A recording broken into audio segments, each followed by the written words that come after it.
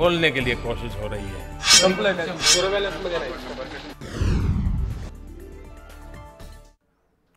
लक्षवेधीमध्ये आपलं स्वागत। आज खूप महत्त्वाची चर्चा आहे। याचं कारण असं आहे की भाजपचं सरकार आहे, सरकारमध्ये नसताना विरोधक म्हणून आधीच्या सरकारवर तो डागताना चांगला कारभार करू, चांगलं प्रशासन देऊ, ई गव्हर्नन्स देऊ अशा प्रकारचं आश्वासन नरेंद्र मोदींच्या साथीदारांनी दिलं होतं, भाजपने दिलं होतं आणि म्हणूनच लोकांनी त्यांना मतं दिली। पण एक वर्ष झालेलं आहे, ज्या योजना केंद्र सरकारने घोषित केलेल्या आहेत त्या योजना नीटपणे राबवल्या जातात का याविषयीची ही महत्त्वाची चर्चा मी करतोय। याचं कारण असं आहे की ज्यांच्याकडे पैसे नाहीत, ज्यांच्याकडे 1 रुपया नाही आहे, त्यांना सुद्धा बँकेमध्ये खातं खोलता येईल अशा प्रकारचं आश्वासन नरेंद्र मोदींनी जाहीररित्या दिलं होतं।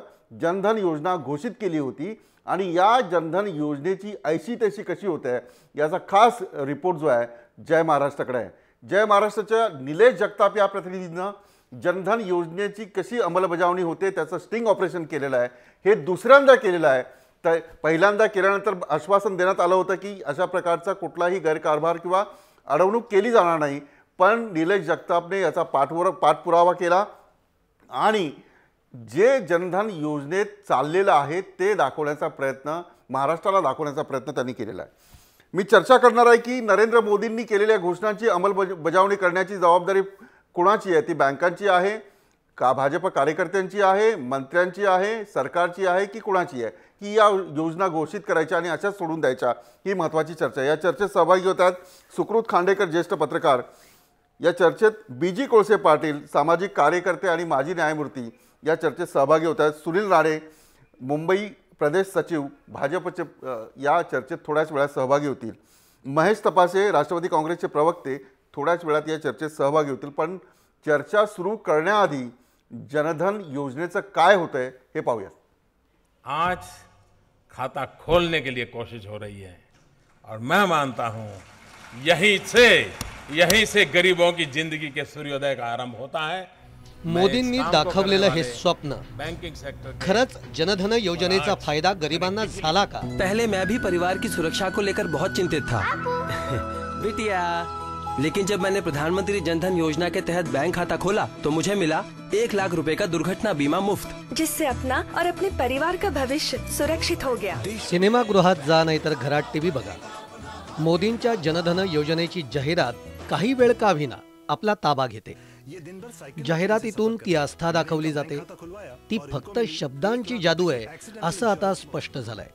योजनेमधल्या अनेक गुंतागुंती सामान्य जनतेच्या आता लक्षात यायला लागल्या। मोदी जे बोलले ती फक्त जाहिरात होती का असा प्रश्न नक्कीच पडेल ही स्टिंग ऑपरेशन बघितल्यानंतर। बंद झाली ते नाही, ऑगस्ट पर्यंत काहीतरी आहे ना, 0 रुपयात खातं उघडणं बंदच का? ठीक आहे, ओके। जनधन योजनेत खातं उघडायचं फॉर्म 0 रुपयात खातं अजून काही आलं नाही संकट, एटीएमची वाचणी चालू ना जनधन योजनेचे 0 रुपयात ऑगस्ट पर्यंत काहीतरी आहे। ऑगस्ट पर्यंत होतं, आता हे संपलंय, संपलंय का जनधन योजना म्हणजे 0 रुपये संपलं का? हॅलो, जनधन योजनेत खातं उघडायचं चालू आहे का? 0 रुपयात खातं उघडायचं ऑगस्ट पर्यंत होते काहीतरी, ऑगस्ट पर्यंत होतं, 15 ऑगस्ट ते 26 जानेवारी बंद झाली ना। जनधन योजनेत 0 बॅलन्स खातं उघडायचं 0 बॅलन्स तर नाहीये, नाही, 300 रुपये तरी 0 बॅलन्स मध्ये नाही।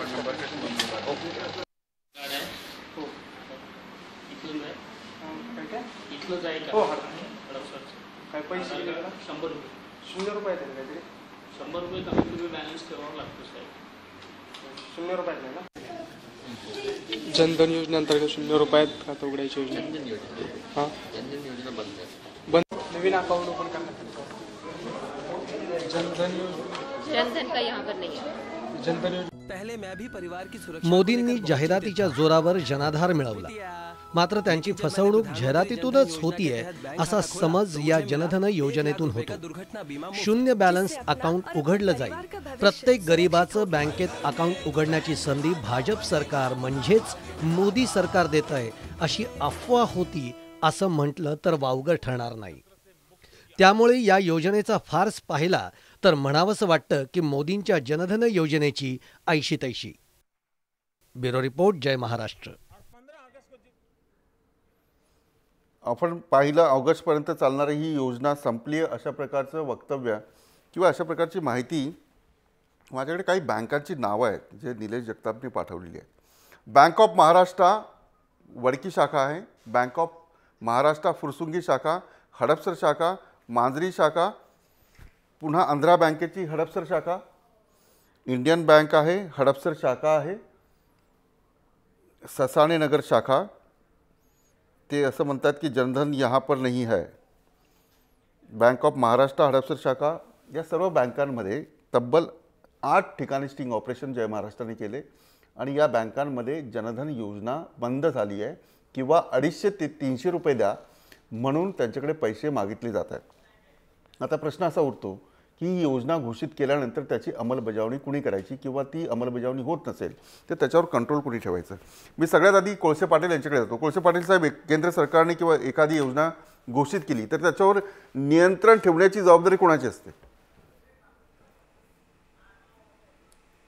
नाही, बँकांची आहे, सरकारची आहे, BJPच्या किंवा सगळ्याच लोकांची. आपण सगळ्यांनी त्या योजनेला सहकार्य करायचं ठरवलं पाहिजे. तुम्ही आता जे लोकांना पाठवलं आणि बँका जी उत्तर देत आहेत त्यामुळे गरीब माणूस कसा जाईल? जर आपल्यासारखा माणूस जाऊन बँक अशी उत्तर देत असेल तर गरीबाला कसं तिथे एंट्री मिळेल? आपण असं बघितलं पाहिजे की जनधन योजनेचा हेतू त्यांचा चांगला आहे, पण लोकांना बँक साक्षर करणं गरजेचं आहे.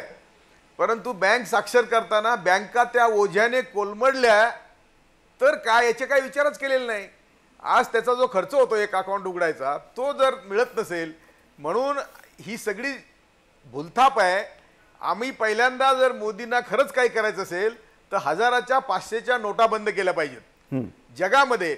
म्हणजे अगदी अमेरिकेत $100ची नोट आहे, युरोपमध्ये म्हणजे लंडनमध्ये $50ची पाऊंडाची नोट आहे. अनेक ठिकाणी ज्या करन्सी आहेत त्या अगदी छोट्या आहेत आणि ती क्रेडिट करन्सीनी सगळा व्यवहार चालतो. त्यामुळं आज पोरांच्या हातात नोटा आहेत, काळे पैसे आहेत, पोरं ड्रगच्या नादी लागलेत. पंजाबमध्ये मोर दॅन 40%, 40% जास्त लोक ड्रगमध्ये आहेत आणि पोलीस ड्रग वाहून देतात. भ्रष्टाचार होतोय. हा केवळ ह्या मोठ्या नोटांमुळे होतोय. ह्या मोठ्या नोटा जर आल्या मोदींनी बंद केल्या असत्या तर आम्ही म्हटलं असतं की मोदींना काहीतरी करायचंय. ही सुद्धा जर योजना आहे जनधन योजना, त्यात जो पैसे भरतो त्याच्यातले 5 पैसे तरी 100 रुपयाला 5 पैसे तरी कमिशन बँकेला द्या. 11 लाख कर्मचारी आहेत. मी तर असं म्हणेल की रात्रपाळी पण करा, आणखी 11 लाख पोरं घ्या, आमची नोकरीला लागतील. घराघरात जाऊन बँकेचं साक्षरता, बँक साक्षरता ही इतकी महत्वाची आहे की ज्यांची ऐपत नाही, आम्ही आता बघतोय ज्यांचं दररोज 20 रुपयाच्या आत उत्पन्न आणि त्याच्यात त्यांचा संसार चालतो, तरी देखील यांनी जे स्वप्न दाखवलीत की मी तुम्हाला 15 लाख रुपये अकाउंटमध्ये परदेशी पैसे आणून देतोय, त्यासाठी सुद्धा लोक अकाउंट उघडतायत. मी मागे अनेक वेळा जोक ठीक आहे, म्हणजे नीट नियोजन प्लॅनिंग झालं नाही असं तुमचं म्हणणं आहे. म्हणजे तुमच्या म्हणण्यातला उद्देश आहे. आपण ग्राफिकच्या माध्यमातून ही योजना नेमकी काय आहे हे पाहूयात. ग्राफिकच्या माध्यमातून आपण पाहूयात की ही योजना नेमकी काय आहे. खातं, देशातील प्रत्येक कुटुंबात एका व्यक्तीचं खातं,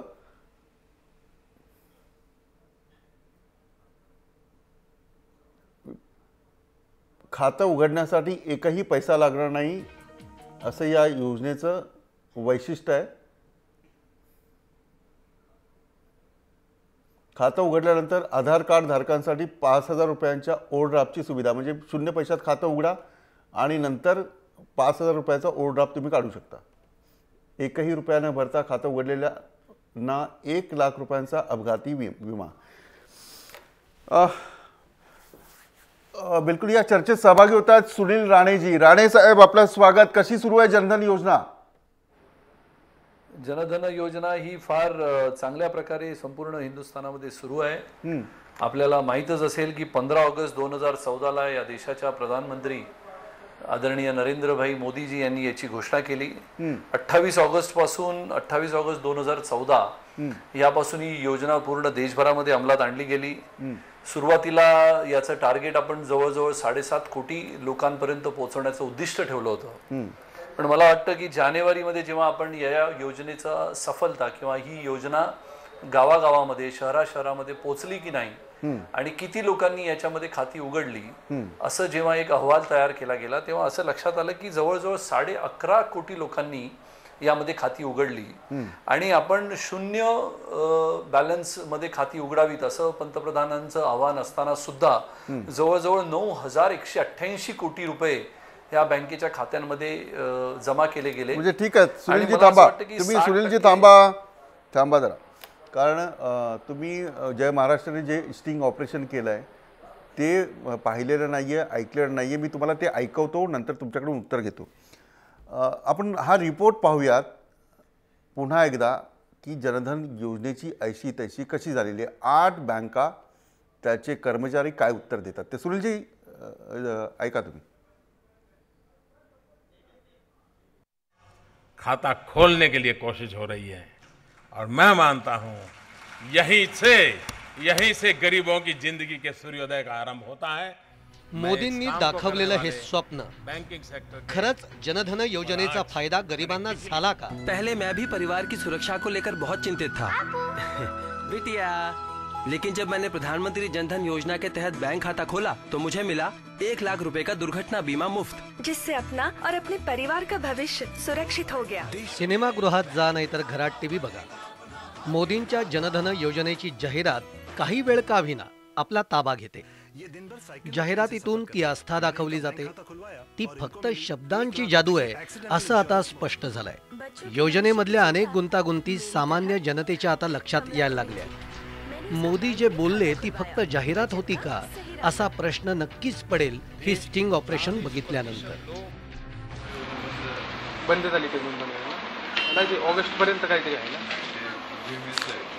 0 रुपयात खातं उघडणं बंदच का? ठीक आहे, ओके. जनधन योजनेत खाता उघडायचा फॉर्म 0 रुपयात खातं अजून ते आलं नाही संकट. एटीएमची वाचणी चालू ना. जनधन योजनेचे जनधनचे नाही चालू. 100 रुपये 0 रुपयात ऑगस्ट पर्यंत काहीतरी आहे ना.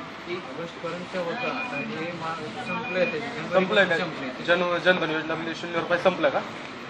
100 रुपये भरून काढून. हॅलो, जनधन योजनेत खातं उघडायचं चालू आहे का? 0 रुपयात खातं उघडलं ऑगस्ट पर्यंत होते काहीतरी.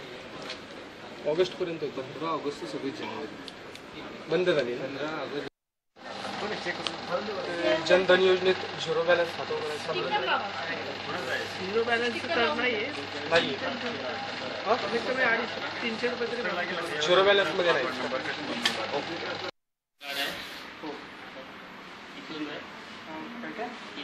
हो, काय पैसे 100 रुपये. 0 रुपयात आहे काहीतरी. 100 रुपये कमीत कमी बॅलन्स ठेवावं लागतं साहेब. 0 रुपयात नाही ना. जनधन योजनेअंतर्गत 0 रुपयात खातं उघडायची योजना. हां, बंद. नवीन अकाउंट ओपन करण्यासाठी जनधन का यहाँ पर नहीं है. जनधन योजना. पहले मैं भी परिवार की सुरक्षा मोदींनी जाहिरातीच्या जोरावर जनाधार मिळवला, मात्र त्यांची फसवणूक जाहिरातीतूनच होतीये असा समज या जनधन योजनेतून होतो. 0 बॅलन्स अकाउंट उघडलं जाईल. प्रत्येक गरीबाचं बँकेत अकाउंट उघडण्याची संधी भाजप सरकार म्हणजेच. सुनीलजी तुम्ही ऐकलं, 8 बँका आहेत, सेंट्रल बँक आहेत. तुम्ही सांगतात खूप चांगलं चाललंय, 9,000 कोटी रुपये जमा झाले.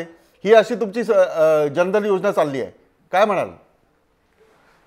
नाही, जनधन मी जे तुम्ही आता दाखवलं ते बघितलं, त्यामध्ये असं आहे की काही बँकांच्या ज्या उत्तरावर आपण म्हणतो आहोत की ह्या बँकांच्या या अधिकाऱ्यांनी दिलेली उत्तरं किंवा बँकेच्या कर्मचाऱ्यांनी दिलेली उत्तरं, पण जे आकडेवारी आमच्या समोर आलेली आहे आणि जी माहितीच्या आधारावर आहे त्यामध्ये सरळ सरळ असं आहे की 7.5 कोटीचा उद्देश ठेवला असताना सुद्धा जानेवारी महिन्यामध्ये 2015 मध्ये 11.5 कोटी लोकांनी खाती उघडली. 9,188 कोटी रुपये बँकांमध्ये जमा झाले. हा आकडा जर आपण तपासून बघितलात तर ही जनधन योजना, पंतप्रधानांनी दिलेली ही जनधन योजना ही भारत सरकारच्या माध्यमातून देशादेशामध्ये पण सुनीलजी ठीक आहे, तुम्ही 100 कोटी रुपये कमवले, पण काही लोकांना तुम्ही जे आश्वासन दिलं होतं 100 कोटी रुपये आम्ही कुठे कमवले? नाही, तुम्ही म्हणजे सरकारने कमवले. ठीक आहे, मी कधी वैयक्तिक चर्चा करत नाही सुनीलजी, आणि माझा स्वभाव नाही येतो. तुमच्या सरकारने काही 1000 कोटी कमवले, चला, पण या बँकांमध्ये जे गरीब माणसं जातील तिथं त्यांचं अकाउंट उघडलं जात नाही ना. नाही, आता त्यांचं अकाउंट जिथे उघडलं गेलं नाही त्या बँकेच्या अधिकाऱ्यांना तिथल्या तिथे जाब विचारण्याचं काम आमचं सरकार नक्कीच करेल. जर अशी उत्तरं जर दिली गेली असतील कुठच्याही अधिकाऱ्याने किंवा कुठच्याही बँकेच्या ठीक आहे. सुकृत खांडेकर, मला सांगा, तुम्ही ऐकलं जय महाराष्ट्राने स्टिंग केलाय, मला हे सांगा, सुनील राणे जो खुलासा करताय तो योग्य आहे? कारण एका गरीब माणसाला जरी त्रास झाला तर या योजनेची ऐशी तशी झाली असं समजायचं? विलासजी, या देशातल्या प्रत्येक नागरिकाला बँकेत आपलं खातं उघडण्याचा हक्क आहे. जेव्हा प्रधानमंत्री लाल किल्ल्यावरनं सांगतात 8 दिवसांनी ती योजना लॉन्च करतात, पहिल्या दिवशी 1.5 कोटी अकाउंट उघडली जातात, त्याचं गिनीज बुकमध्ये त्याची नोंद केली जाते. त्या योजनेमध्ये जर का कोणी खोडा घालत असेल, फांदा मारला जात असेल, आणि मला आश्चर्य वाटलं पुण्यासारख्या ठिकाणी, आपण मुंबई, पुणे, ठाणे, नाशिक, नवी मुंबई हा सगळा प्रगत पट्टा म्हणतो, तिथं जर का बँक कर्मचारी अशा पद्धतीची उत्तरं देत असतील, हे अतिशय भयावह आहे. मग बिहार, UP आणि अन्य राज्यांमध्ये काय होत असेल या योजनेचं? ठीक आहे, माझ्याकडे जी आकडेवारी आहे, मे महिन्याच्या अखेरपर्यंत 15,500 कोटी याच्यामध्ये जमा झालेले आहेत. 17 कोटीहून अधिक त्याच्यामध्ये अकाउंट उघडले गेलेले आहेत. पण मग किती रिजेक्ट अकाउंट झालेली आहेत हे सुद्धा स्टिंग ऑपरेशन केल्यानंतरच कळू शकतं. ज्या पद्धतीनं बँकांचे कर्मचारी अशा पद्धतीनं उत्तर देत असतील ते अतिशय धोकादायक आहे आणि सरकारची योजनांची विल्हेवाट लावण्याचं एक काम करतील. आणि मुळामध्ये ही जी जनधन योजना आहे ही नरेंद्र मोदी यांनी या योजनेचं नाव बदललेलं आहे. मुळात ही UPA 2 ची योजना आहे, फायनान्शियल इन्क्लुजन म्हणजे आर्थिक समावेशीकरण असं योजनेचं नाव होतं. पण मनमोहन सिंग किंवा चिदंबरम यांना मोदींसारखा गाजावाजा करता आलं नाही, त्याचं मार्केटिंग करता आलं नाही, त्याचा इव्हेंट करता आला नाही. कारण गॅस सबसिडी देण्यासाठी आणि रेशन सबसिडी देण्यासाठी सर्वसामान्य जनतेनं आणि गरिबांनी बँकेत अकाउंट उघडावं आणि ते सबसिडीचे पैसे थेट बँकेत जमा होतील अशी UPA 2 ची योजना होती. त्यावेळेला असा विरोध झाला नव्हता. त्यावेळेला टीका काय झाली की आम्हाला पैसे नकोत, आम्हाला अन्न द्या म्हणून, अशी टीका झालेली होती. तीच योजना तीच आहे, नाव फक्त त्याचं हे केलं, गाजावाजा मोठा दिला, लोकांना हक्क दिला. ही चांगली गोष्ट आहे, म्हणजे त्याच्यामागचा हेतू चांगला आहे. पण याच्यामध्ये अशा पद्धतीचे बँक कर्मचारी करत असतील तर त्यांच्यावर सक्त कारवाई व्हायला पाहिजे असं माझं. महेश तपासे, मला हे सांगा की सुनील राणे म्हणतात की अत्यंत चांगल्या पद्धतीने 17 कोटी 18 कोटी असा जो काही आकडा सांगतात, पण 8 बँकांमध्ये बरं एक असं आहे की यापूर्वीही जय महाराष्ट्राने या संदर्भातली बातमी कव्हर केली होती. 4 बँका जनधन योजनेत गेलेल्या गरीब माणसाला परत पाठवतात किंवा 300-100 रुपये मागतात. अशा प्रकारचं वृत्त दिल्यानंतर सरकारचे डोळे आणि कान खडबडून जागा झालं पाहिजे होतं, ते काही होताना दिसत नाही. पाहिजे आपण जे बोलतोय ते वस्तुस्थिती आहे. ही योजना खरं तर शेवटच्या माणसापर्यंत त्याला बँकिंग क्षेत्रामध्ये आणण्याच्या दृष्टिकोनातून ही UPA 2 ने निर्माण केलेली योजना आहे. परंतु त्याचा एक पॉलिटिकल मायलेज आणि क्रेडिट कसं घ्यायचं त्याच्यासाठी सातत्याने भाजप आणि त्यांचे पंतप्रधान, देशाचे पंतप्रधान नरेंद्र मोदीजींनी त्या पद्धतीने त्याचा प्रचार आणि प्रसार केला. ठीक आहे, प्रचार केला, प्रसार केला, पण प्रचारात काय सांगितलंय की परदेशात भारतीय लोकांचा जो काळा पैसा आहे तो मी भारतामध्ये आणणार आणि तो पैसा ह्या देशातल्या गोरगरीब लोकांच्या अकाउंटमध्ये जमा करणार. त्याच्यामुळे लोकांनी त्या ठिकाणी जनधन योजनेमध्ये समाविष्ट झालं पाहिजे. दुसरी विषय असे आहे की झिरो बॅलन्स अकाउंट बोललं जातं, चांगली गोष्ट, झिरो बॅलन्समध्ये अकाउंट उघडलं पाहिजे. परंतु ह्या झिरो बॅलन्स अकाउंटला त्या ठिकाणी चेकबुक इश्यू केली जात नाही. जर चेकबुक तुम्हाला घ्यायची असेल तर त्या बँकेचं मिनिमम बॅलन्स जे आहे किंवा मिनिमम जे क्रेडिट आहे ते तुम्हाला त्या ठिकाणी ठेवलं पाहिजे. मगाशी आपण 5,000 रुपयाचं ओव्हरड्राफ्ट फॅसिलिटीच्या संदर्भात बोलत होता. 5,000 रुपयाची ओव्हरड्राफ्ट फॅसिलिटी ही 6 महिने त्याचा अकाउंटचं निरीक्षण, म्हणजे अकाउंट व्यवस्थित चालतंय की नाही, तो रिपेमेंट करतोय की नाही, ते पाहिल्यानंतर त्याला ते 5,000चे ओव्हरड्राफ्ट फॅसिलिटी मिळेल. त्याच्यामध्ये देखील त्याचं आधार कार्ड असणं त्या ठिकाणी सक्तीचं आहे. आता 30,000चा लाईफ इन्शुरन्स कव्हर, जीवन विमा योजना त्याच्यामध्ये देणार असं सांगितलेलं, ज्याची शेवटची मुदत 26 जानेवारी 2015 होती. म्हणजे 26 जानेवारी 2015च्या आधी जे लोकांचे त्याच्यामध्ये केलं, अकाउंट उघडलं, त्यांना त्या ठिकाणी 30,000चा जीवन विमा आणि 1 लाख रुपयाचा ॲक्सिडेंटल इन्शुरन्स. ह्या देशातल्या ग्रामीण भागातल्या भोळ्या बाबड्या जनतेने ह्या मोदींच्यावर फार मोठा विश्वास ठेवला, अमित शहावर फार मोठा विश्वास ठेवला की लाखो रुपये आमच्या अकाउंटमध्ये येतील, गॅसची सबसिडी ट्रान्सफर होईल, पेन्शनचे पैसे येतील, अमुक येतील, तमुक येतील, राजीव गांधी त्या जीवनदायी योजनेचे पैसे त्याच्यामध्ये येतील. पण तसं त्या ठिकाणी अजिबात न होता एकही त्या ठिकाणी तसं म्हणजे फार कमी प्रमाणामध्ये नाही. हे जी आकडेवारी सादर करतायत आता ज्यांना नाकारलं जात आहे त्या संदर्भात हे सरकार विचारच करत नाहीये. म्हणजे तुम्ही अकाउंट उघडा, आधार कार्ड पाहिजे, त्याच्यामध्ये सरकार जे सबसिडी देईल त्यात ॲड होईल, पण ज्यांचं अकाउंट उघडलं जात नाहीये याच्याकडे कुठल्या नजरेने बघायचं? आज अनेक PSU बँका किंवा खाजगी त्याच्या संदर्भात जर पाहिलं तर फार मोठी उदासीनता आहे. जेव्हा ही योजना पीकवर होती, म्हणजे जास्तीत जास्त लोक त्या, म्हणजे आज केंद्रातल्या वित्त मंत्रालयाच्या माध्यमातून सर्व बँकांवर अंकुश ठेवला जातं, त्यांना टार्गेट दिले जात आहेत. जरूर त्यांना टार्गेट दिले पाहिजे, परंतु बँकांमध्ये अनेक ठिकाणी पासबुक अवेलेबल नाही. जी लोक, सामान्य लोक त्या ठिकाणी जातात, त्यांचा जो बँकेचा इन्फॉर्मेशन ऑफिसर असतो ती पूर्णपणे त्या ठिकाणी माहिती देऊ शकत नाही. आणि सरकारी बँकेतले कर्मचारी बाकीच्याच एवढ्या कामामध्ये त्रस्त झालेले आहेत की ते आता पूर्णपणे लक्ष घालू शकत नाही. एक गोष्ट मला फक्त सांगायची की ह्या जनधन योजनेमध्ये काही राज्यांमध्ये भ्रष्टाचार देखील सुरू झालेला आहे. ओडिशा सारख्या ठिकाणी आपण पाहिलं असेल की CID इन्क्वायरी व्हावी या संदर्भामध्ये अशी मागणी तिथल्या सरकारने देखील केलेली आहे. चला, भ्रष्टाचारी होते हा नवीन मुद्दा महेश तपासी यांनी दिलाय, पण BJ कोळसे पाटील यांनी सांगितलं की नीट जर नियोजन केलं असतं तर कदाचित लोकांना दिलासा मिळाला असता. सुनील राणे, मी नंतर येतो तुमच्याकडे, मी ब्रेक घेणार आहे. ब्रेक नंतर जनधन योजनेची ऐशी त्याची ही चर्चा सुरू राहील. आज खाता खोलने के लिए कोशिश हो रही है. संपलं,